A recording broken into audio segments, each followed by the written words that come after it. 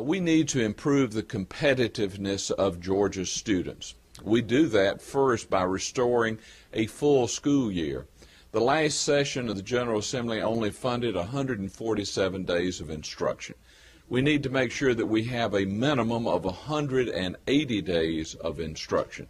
And then we need to provide an alternate training through our charter schools and through our technical colleges for those students that seek other endeavors. Charter schools are an important part of increasing competitiveness because we can find out and we can demonstrate new ideas that then can be scaled on a larger basis to improve systems as a whole and even statewide.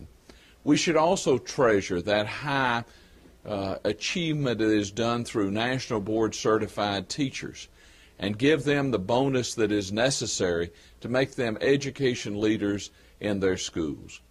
We have to make sure that we are competitive internationally. We can do it if we work together.